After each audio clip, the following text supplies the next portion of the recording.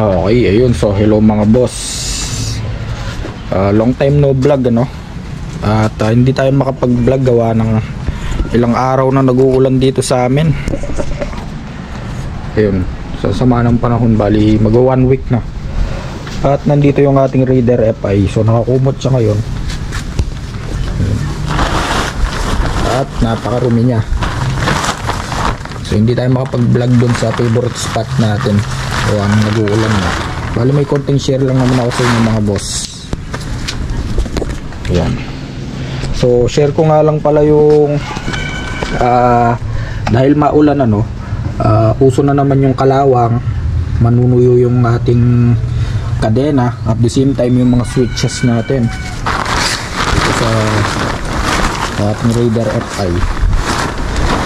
Lalong lalo na naked ito at nakalabas talaga yung mga switch nya. So prone yan sa ulan, madaling pasukin ng tubig, lalong lalo na yung ating ignition switch. Bali may isi-share lang akong best lubricant sa inyo. Ayan, the best siya para sa akin lang ano mga boss, in my own opinion. Ayan, so tago muna natin kasi baka mamaya sabihin na naman ng iba mas maganda yung ganito ganyan. So para sa akin lang naman, pero bilang isang mekaniko mga boss, ito yung pinakasandata namin. Ito yung pinaka number 1 para sa amin sa lahat ng bagay, no? Patornilyo, kadena, kalawang. So kumbaga ito yung pinakasusi namin. Okay. So kung makikita nyo, yun, kumpara sa langis mga boss, mas mainam naman to, no? Kasi kapag kalangis, napakarumi nyan hanggang doon sa loob. At the same time dito sa ating plaka. Okay, so excuse me.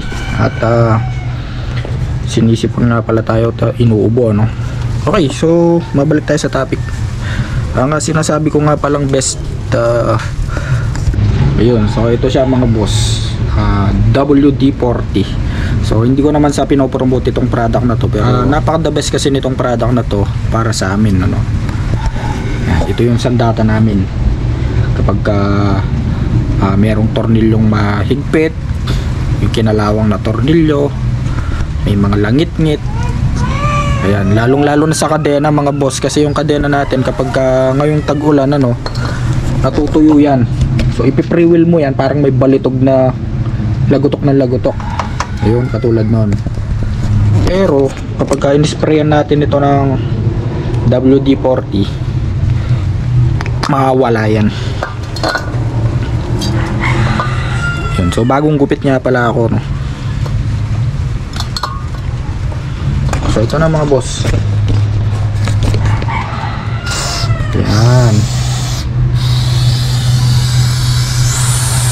Kahit na malit lang na ganito mga boss, basta malubricate nyo yung kadena nyo.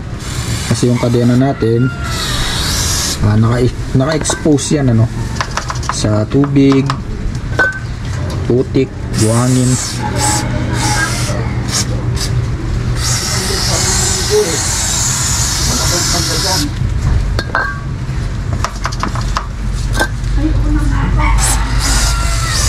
Ayan, so makikita nyo naman nahuhulog yung dumi-dumi.